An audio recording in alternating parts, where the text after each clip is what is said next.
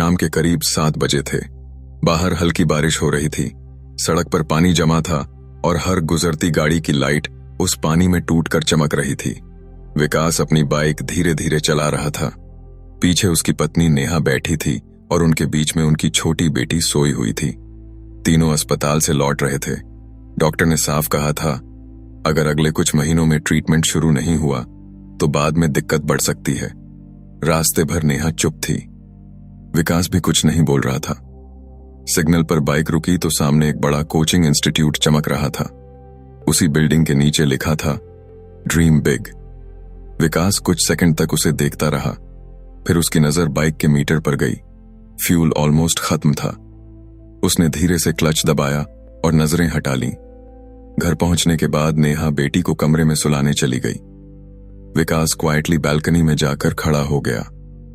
बारिश अब तेज हो चुकी थी। उसने फोन निकाला, बैंक बैलेंस देखा, फिर कैलकुलेटर खोला। EMI, credit card due, personal loan, school fees. कुछ सेकंड बाद उसने फोन बंद कर दिया। उसके चेहरे पर वो एक्सप्रेशन था जो सिर्फ वही इंसान समझ सकता है जिसने धीरे धीरे अपने सपनों को मंथली पेमेंट्स में टूटते देखा हो। बाहर से विकास की जिंदगी नॉर्मल लगती थी। प्राइवेट कंपनी में जॉब थी, ईएमआई पर लिया हुआ फ्लैट था, कार थी, फैमिली थी। इंस्टाग्राम पर फैमिली फोटोज भी अच्छे लगते थे। लोग कहते थे, भाई लाइफ सेट है। लेकिन कोई ये नहीं जानता था कि उसकी जिंदगी अंदर से कितनी क्वाइटली टूट रही थी। हर महीने सैलरी आने से पहले ही उसकी प्लानिंग शुरू हो जाती थी कि किस ईएमआई को पहले भरना है और किस टेंशन को अगले महीने तक टालना है। लेकिन सबसे डरावनी बात यह थी कि अब उसे ये सब नॉर्मल लगने लगा था, जैसे मिडिल क्लास जिंदगी का मतलब ही यही हो। लेकिन हमेशा ऐसा नहीं था। कुछ साल पहले विकास के सपने बहुत बड़े थे। वो खुद का छोटा बिजनेस शुरू करना चाहता था। उसे फोटोग्राफी पसंद थी। वो ट्रैवल वीडियोस बनाना चाहता था। लेकिन धीरे धीरे जिंदगी बदलती गई। ऑफिस में लोग नई कार्स लेने लगे, सोशल मीडिया पर लोग लग्जरी लाइफ दिखाने लगे। हर जगह कंपैरिजन था और धीरे धीरे विकास को अपनी जिंदगी छोटी लगने लगी। उसे लगा कि अगर उसके पास ब्रांडेड चीजें नहीं हैं तो शायद वो सक्सेसफुल नहीं है। सबसे पहली गलती उसने तब की जब उसने फ्यूचर की बजाय लोगों की नजरों के हिसाब से डिसीजंस लेना शुरू किया। पहले एक्सपेंसिव फोन ईएमआई पर लिया, फिर बड़ी कार, फिर एक्सपेंसिव फर्नीचर, फिर लग्जरी वेकेशन। हर बार उसने खुद से यही कहा, यार जिंदगी एक ही बार मिलती है। लेकिन उसे समझ नहीं आया कि वो जिंदगी एंजॉय नहीं कर रहा। वो धीरे धीरे अपनी फ्यूचर फ्रीडम बेच रहा है। कुछ दिन एक्साइटमेंट रहती, लोग तारीफ करते, फोटोज पर लाइक्स आते, फिर वही खालीपन वापस आ जाता और उसे भरने के लिए एक नई खरीदारी तैयार रहती। धीरे धीरे स्पेंडिंग उसकी आदत नहीं, इमोशनल एस्केप बन गई। जब भी स्ट्रेस होता वो ऑनलाइन शॉपिंग कर देता। जब भी खुद को छोटा फील करता एक्सपेंसिव रेस्टोरेंट चला जाता। जब भी कंपैरिजन होता ईएमआई कैलकुलेटर खोल लेता। उसे एहसास ही नहीं हुआ कि वो चीजें नहीं खरीद रहा, वो टेम्पररी कॉन्फिडेंस खरीदने की कोशिश कर रहा है। लेकिन हर खरीदारी उसके फ्यूचर से थोड़ा थोड़ा पीस चुरा रही थी। एक रात नेहा क्वाइटली उसके पास बैठी थी। कमरे में सिर्फ पंखे की आवाज थी। अचानक उसने धीरे से पूछा, तुम्हें याद है तुम पहले कितना हंसते थे?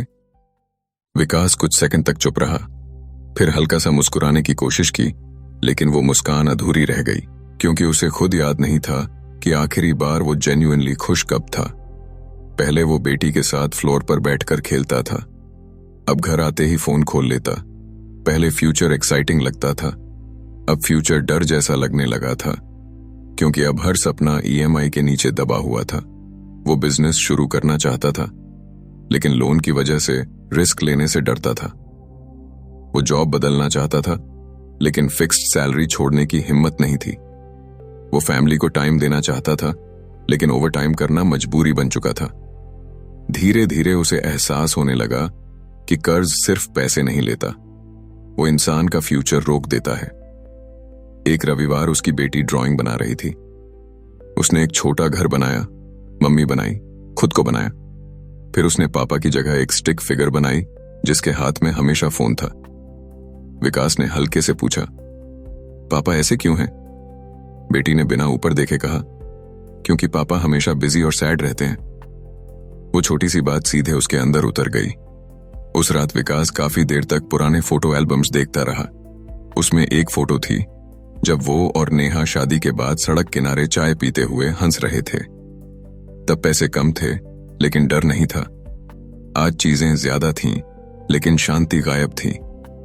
पहली बार उसे एहसास हुआ कि उसका फ्यूचर किसी और ने नहीं रोका, उसकी अपनी इमोशनल स्पेंडिंग ने रोका है। वो हर बार टेम्पररी खुशी के लिए लॉन्ग टर्म फ्रीडम सैक्रिफाइस करता रहा। उसी रात उसने खुद से एक सवाल पूछा, अगर मैं ऐसे ही चलता रहा तो क्या 10 साल बाद भी मैं सिर्फ EMI भरता रहूंगा? यही सवाल उसकी जिंदगी बदलने लगा। अगले दिन उसने कोई ड्रामेटिक फैसला नहीं लिया, बस खुद को ऑब्जर्व करना शुरू किया। जब भी कुछ खरीदने का मन करता, वो रुककर खुद से पूछता, क्या ये चीज मेरे फ्यूचर को बेहतर करेगी या सिर्फ कुछ मिनट अच्छा फील कराएगी? शुरुआत बहुत मुश्किल थी। सोशल मीडिया खोलते ही कंपैरिजन शुरू हो जाता। सेल नोटिफिकेशंस देखकर हाथ खुद फोन उठाता था। ऑफिस में लोग नई चीजों की बातें करते। कई बार फ्रस्ट्रेशन होती, लेकिन अब पहली बार उसे अपनी असली प्रॉब्लम दिख रही थी। उसने छोटे छोटे चेंजेस शुरू किए। ऑनलाइन शॉपिंग एप्स डिलीट कर दी, वीकेंड मॉल्स जाना बंद कर दिया, क्रेडिट कार्ड वॉलेट से निकालकर कबर्ड में रख दिया। पहली बार उसने अपने सारे खर्च ऑनेस्टली लिखने शुरू किए। कहां जरूरत थी, कहां सिर्फ ईगो थी, कहां सिर्फ स्ट्रेस शॉपिंग थी। शुरुआत में उसे खुद पर शर्म आई, लेकिन शायद हीलिंग की शुरुआत भी वहीं से हुई, क्योंकि पहली बार वो खुद से झूठ बोलना बंद कर रहा था। धीरे धीरे उसने छोटे लोन्स खत्म करने शुरू किए, एक्स्ट्रा काम करने लगा, रात को फ्रीलांसिंग सीखने लगा। शुरुआत में प्रोग्रेस बहुत स्लो थी। कई बार उसे लगता था कि शायद कुछ नहीं बदलेगा, लेकिन फिर एक दिन उसकी पहली क्रेडिट कार्ड डेट खत्म हुई। अमाउंट छोटा था, लेकिन उस दिन उसे अंदर से जो रिलीफ मिला, वो किसी नई चीज खरीदने से कभी नहीं मिला था। उस रात वो बालकनी में बैठा बारिश देख रहा था। लंबे समय बाद उसे अपने सीने में हल्कापन महसूस हुआ। धीरे धीरे घर का माहौल बदलने लगा। अब डिनर टेबल पर साइलेंस कम होने लगा। अब वो बेटी की बातें सुनने लगा। अब नेहा के चेहरे पर भी थोड़ा सुकून दिखने लगा। एक शाम उसकी बेटी उसके पास आई और बोली, पापा, अब आप पहले जैसे लगते हो। विकास कुछ सेकंड तक उसे देखता रहा, फिर उसने बेटी को गले लगा लिया, क्योंकि उस दिन उसे एहसास हुआ कि उसने सिर्फ लोन्स कम नहीं किए, उसने अपना फ्यूचर वापस लेना शुरू किया है। और शायद यही असली अमीरी होती है। बड़ी कार नहीं, एक्सपेंसिव लाइफस्टाइल नहीं, बल्कि वो फीलिंग कि फ्यूचर तुम्हें डराए नहीं। वो फीलिंग कि तुम अपने डिसीजंस फ्रीडम से ले सको।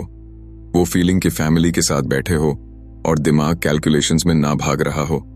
अगर आज तुम्हें भी लग रहा है कि जिंदगी कहीं रुक गई है, तो एक बार ऑनेस्टली खुद से पूछो, क्या मेरा फ्यूचर कर्ज की वजह से धीरे धीरे छोटा हो रहा है?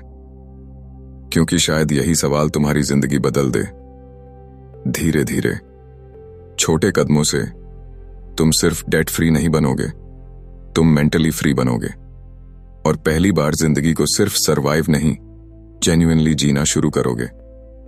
अगर ये कहानी आपके दिल तक पहुंची हो, तो अभी चैनल को सब्सक्राइब कर लो, क्योंकि यहां सिर्फ फाइनेंस नहीं, जिंदगी बदलने वाली क्लैरिटी मिलती है। अभी सब्सक्राइब करो और अपने पीसफुल फ्यूचर की शुरुआत आज से करो।